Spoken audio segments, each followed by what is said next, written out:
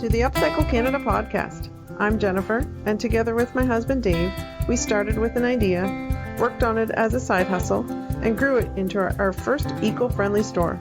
At Upcycle Canada, we repurpose, refinish, and reuse discarded items, giving them new life. Sit in on the conversation as we continue to grow from a small side hustle into something much more. Special guests will drop by and share their journey with you as well. This is the most eco-friendly small business podcast in your favorites. This is Upcycle Canada, where yesterday's items are reborn. Let's do this. Hey, thank you for checking out the Upcycle Canada podcast. It's Dave back again. Jen's at work, but I thought I'd jump on and do a little update for you. I listen to a lot of podcasts because I'm still working night shift. And so I'm working at a job where I'm on my own and there's free Wi-Fi, ding, ding. So I get to listen to podcasts. And I go through about 8 hours of podcasts per shift, 5 nights a week. It's a lot of podcasts. So, so I'm one of the podcasts I love, former guest on our show, Mike and Tay from Black Dog Salvage, came on our podcast. Go check it out if you link in the show notes. You can hear these guys. These guys, if you don't know who they are, how do you not? They were on a TV show called Salvage Dogs. Salvage Dogs is based on Black Dog Salvage, which is in Roanoke, Virginia. They did 11 seasons. I believe it was 143 episodes. And they save things from the landfill. They also bring these items, architectural salvage, doors, windows, trim, whatever. They bring them back to their shop and they make something new out of it. So that's really cool, right? That's what we do at Upcycle Canada. So we've been big fans of their show from day one, watched every single episode multiple times and reached out to them and they came on our podcast. Awesome. And so I'm listening to their latest episode. I'll put a link again for that as well here. And I would encourage you to go check it out. They're going through and doing, Mike and Tay are doing a weekly podcast looking at season 1 and then every episode in order, taking you behind the scenes of the recording of the show, kind of unveiling for you the reality behind reality TV and sharing more stories and updates from that episode, which is great. So I listened to this episode in particular, and they're talking about, who knows about Black Dog Salvage and all that. And then they just kind of drop in Upcycle Canada as a reference point. And I'm like, I stopped, rewound it on my phone, played it again and again and again and again. And yeah, they just drop our name into their episode. And I'm like, that is so cool. So I have a little clip from the beginning of the episode, and this is Mike and Tay introducing the show for that episode, and you'll hear the reference to Upcycle Canada. I wanted to share with you because I'm like, again, there's this silence for a second when I heard them mention our name. I'm like, really? And so, so here's the clip from the opening of the Black Dog Salvage podcast about the Salvage Dog TV series. Here you go. You can live this with me as we listen. Welcome back, everyone. Who are you? My name's Tay Whiteside. And I'm Mike Whiteside. And this is the Black Dog Salvage Podcast. It's the only podcast where people talk about Black Dog Salvage. Well, there may be some other ones out there we haven't picked up, but we're vested. Upcycle Canada. Yeah! We got a reason. That's another podcast we've been on. Yeah, we got that going for us. And that's it. Yeah. Thanks, guys. Yeah.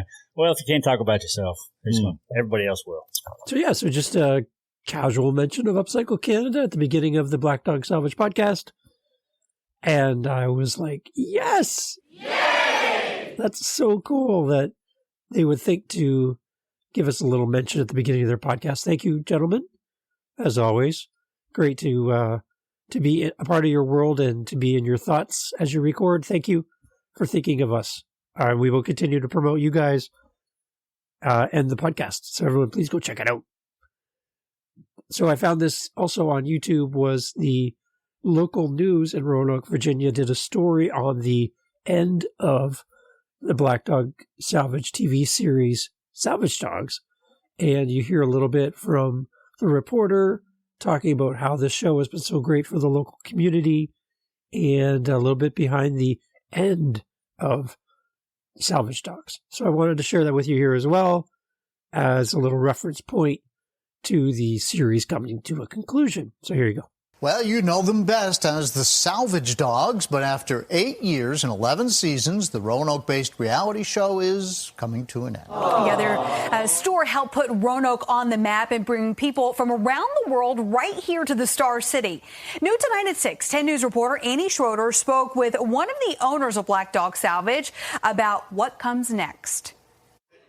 Robert Culp never imagined himself in the spotlight. It was a little tough at the beginning, although it turned out that it was not very hard as long as we ignored the camera. But when the DIY network approached Culp and his business partner Mike in the early 2010s in hopes of starting a reality show about their salvage shop, it was too good to pass up. You know, when we started, we had 8 employees, and suddenly we had to take 4 or 5 people out in the field constantly to create these salvage projects that became episodes of the television show. And so our employment doubled almost immediately, and that was before our business doubled. So that was kind of risky. The show drew people to Roanoke from across the country and even the world to look at the store's antique finds. And the dogs, of course. Mike always had a black dog right next to him, and his dog at the time was named Molly, and she became the namesake of the company. So Black Dog Salvage just seems brilliant now. But DIY Network announced it will soon become Magnolia Network and did not renew the show. Regardless, Culp says after 143 episodes, Salvage Dogs far exceeded his expectations. 11 seasons is unheard of in the unscripted television world. And I can tell you that the production company was very surprised along the way that it lasted as long as it did. As for what comes next, Culp says the pair plans to spend more time focusing on the store and a much-needed vacation. There's no stunt doubles. There's no salvage doubles. We had to do it ourselves. And I can tell you we're tired. And it's a much-needed rest. And we're looking forward to it. So as an active fan of Black Dog Salvage and all that they do, I would love to see their show come back. Maybe it will happen, maybe not, but it's kind of great to kind of live through this and hope and wish that one day we'll see something in some form. But for now, you have the Black Dog Salvage Podcast. So go over there and check them out. Like, subscribe, follow, do all the things. And if you want to watch them record the audio podcast, you can go to their YouTube channel and see them record. And they make reference to things in their hands and drinks that they're having at the beginning of their podcast. You can see what they're talking about, which is kind of cool. Dogs bark in the middle of the podcast. Mike's phone goes off. It's fun to kind of see all the different things that are happening during the recording. I'd encourage you to go check that out on YouTube as well. One more thing for you while we're on the topic of Black Dog Salvage is they have their own line of furniture paint developed by Black Dog Salvage, which they use in their shop. They sell in their store. And I would encourage you to go check it out. This is a little ad from Black Dog Salvage about their paint. And I would encourage you to go check it out. If you're into refinishing furniture and you are looking for a paint that has been tried, tested, and proven, I would strongly suggest you go check out Black Dog Salvage new furniture paint. They are not paying me at all to talk about this, but I want to encourage everyone to go check it out because these people are so great, and I love working with them. I haven't tried the paint yet myself. I would love to, and I'm going to be doing that in the future, but I want to share this with them and give them a little shout out, and again, point your attention towards a great group down there in Roanoke, Virginia. So here is their ad for Black Dog Salvage furniture paint. Here we go. America's Black Dog furniture. It's finally arrived. Yeah. Hey, listen, we got 15 colors with a lot of cool names. We didn't want to complicate it too much. Keep it simple. Mix it to whatever color you want with the true black and the true white. You can make any color in the rainbow. The paint was designed to cover the things that we work with, and that might be glass, wood, metal, old wood, old paint surfaces, and it's really universal as far as coverage. It dries fast, smooth finish, self-leveling. Yeah, this stuff is flowing. low VOCs. Right. Which means really, in a nutshell, low odor. Yeah. All right? So it's good and safe to use inside. You're not going to smell your house up and run your relations out. You can use it on anything on the inside. It's made to cover, adhere, and be protective. You can find Black Dog Salvage furniture paint at Black Dog Salvage. That's right. Okay, so you're like, Dave, I came here to hear about Upcycle Canada. Thank you, by the way, for doing so. When I'm a fan of something, I'm a big fan of something. So I just wanted you to catch that in my voice, and thank you for allowing me the opportunity to talk about our friends in Roanoke. The point of today's podcast episode is to go over a recent blog post on upcyclecanada.ca, where I kind of give a year-end closing blog post about the store. Now, we don't do a lot of blog posts. Maybe in the future we will. It goes right out. If you sign up, it goes out to your email. And you can unsubscribe if it's not giving you value. But it's just thoughts from us.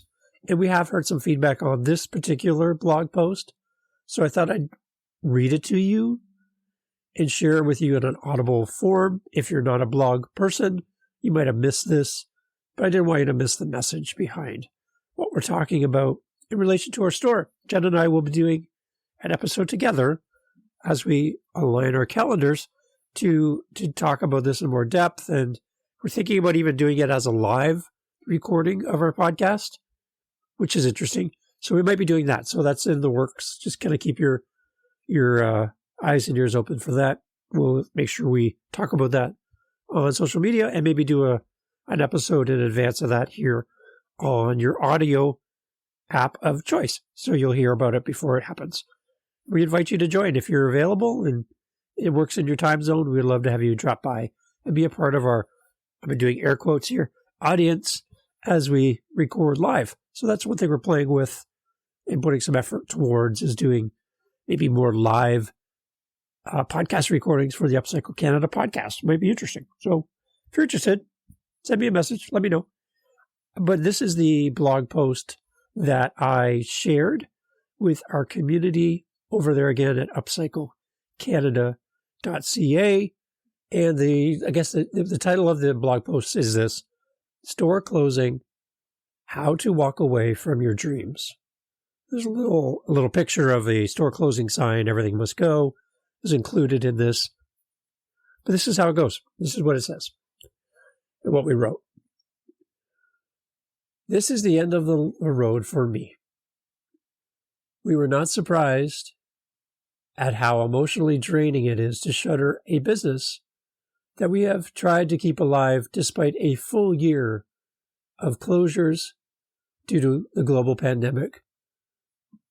Understandable customer hesitancy, economic downturns, and a host of issues that have decimated many small family businesses. What hurt them most was being branded as non-essential. Our landlord considered our monthly lease payments essential, our hydro essential, our internet and phone that we use to run a business essential. Jen and I have been working 7 days a week now for 3 years. Have you ever been on a super long road trip or flight and there just feels like there's no end in sight? It is dizzying. We have been working through a flood of emotions and reactions: anger, sadness, pain, relief, guilt, and an overwhelming sadness that we will disappoint our amazing customers and friends. How do you walk away from a dream? Many of our friends haven't shared in our dream. Our competition, in brackets, we imagine, simply smiles with a smirk, a knowing grin that they have outlived our little business. That bugs us. Imagining that someone could possibly be enjoying this public failure, in quotes.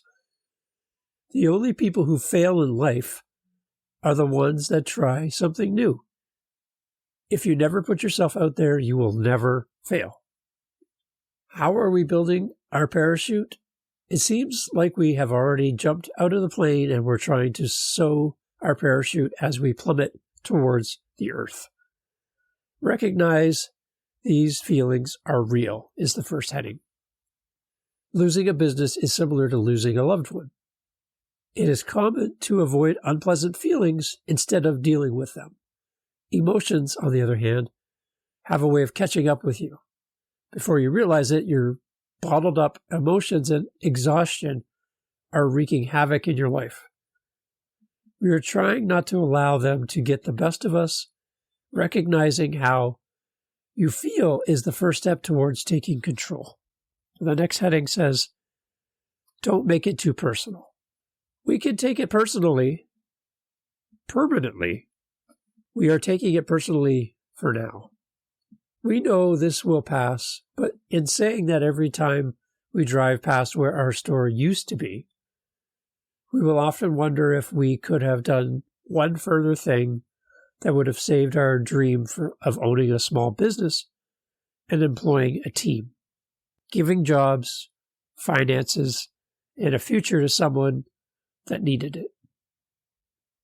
Failures in general are frightening when they happen. It is accompanied by self-doubt and questions about one's value.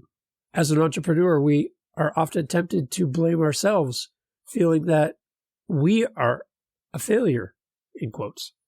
Some final thoughts. Losing a business means losing a dream, a habit, a delight, a job, a financial future, and many other things. It is a slash to one's ego and an earthquake to one's future. Acceptance is a process rather than a single action, such as not flipping our open-close sign hanging in the window, but taking it down, knowing we have no need for this little sign any longer. Painting over our beautifully hand-painted Upcycle Canada logo on the wall, peeling the branded window clings off the windows, and locking the door for the last time. While it might take some time to recover from this emotions associated with the closure of a business, genuine entrepreneurs will get up, learn, and move forward.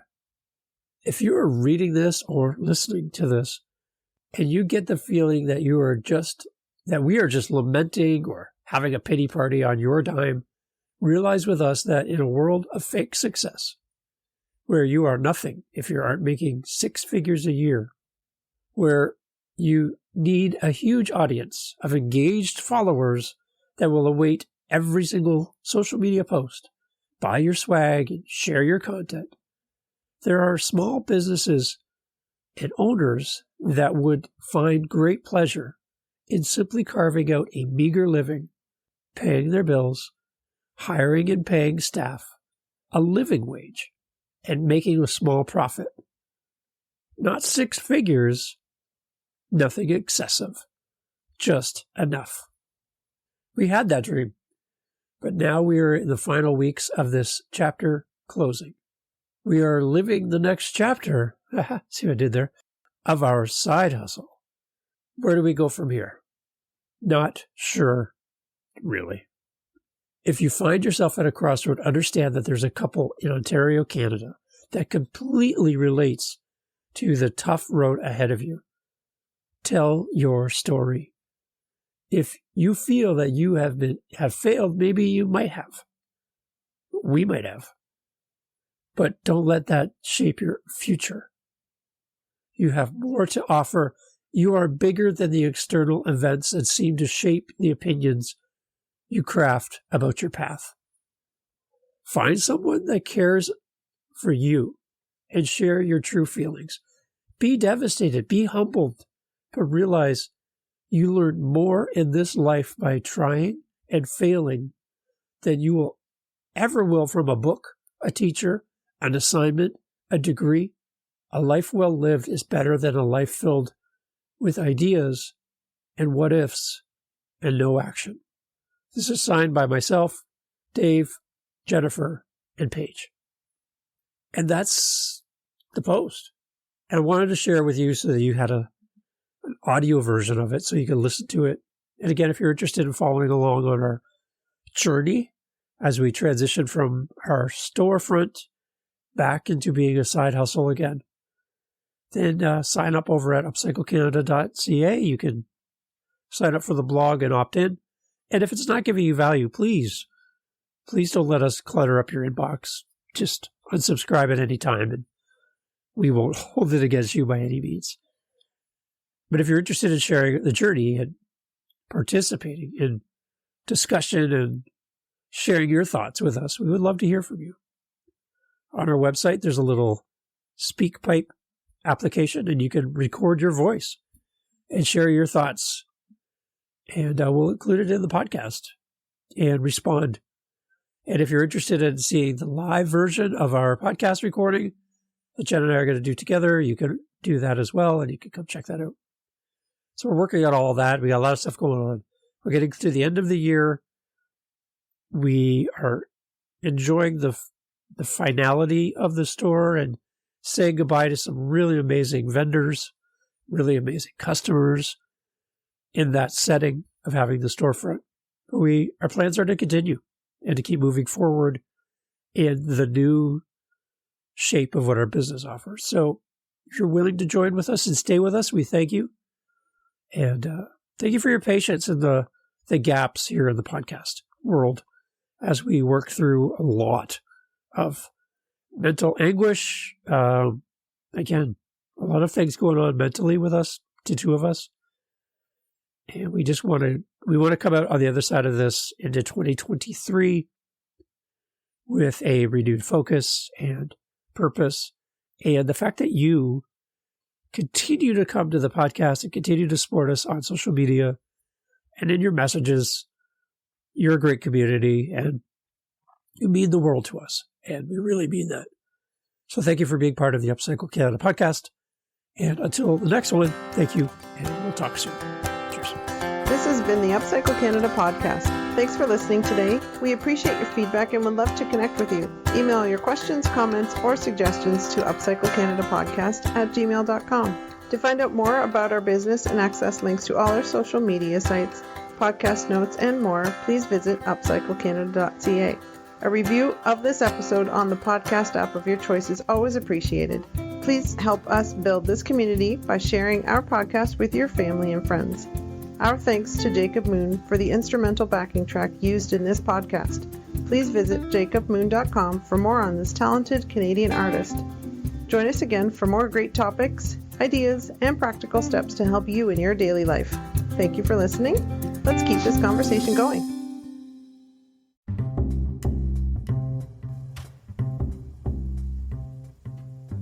Hey, this is Dave. You're like, what's this music? I thought the podcast was over. Well, it is. This is actually an ad. Oh, you're like, an ad. But this is different. This is for another podcast called, ready? Dad Space. Dad Space is a podcast created for dads by dads. Head over to dadspace.ca for all the information. And we would love, if you know a dad, if you are a dad, if you've ever had a dad, if you know a new dad, a current dad, a empty nest dad, we have a podcast just for dads. And I'd love to share it with you and to share it with a special dad in your life. Dadspace.ca. Thank you for listening to the podcast you've already been listening to. But if you want a little bit more podcasting greatness, check out dadspace.ca, dadspace.ca, for all the goodness for your favorite dad. Aww. It's like a Father's Day present every day. We'll see you over at dadspace.ca. Thanks for listening to all of our podcasts, and we'll talk soon. This is Dave, and I'll meet you at dadspace.ca. Cheers. And now we dance.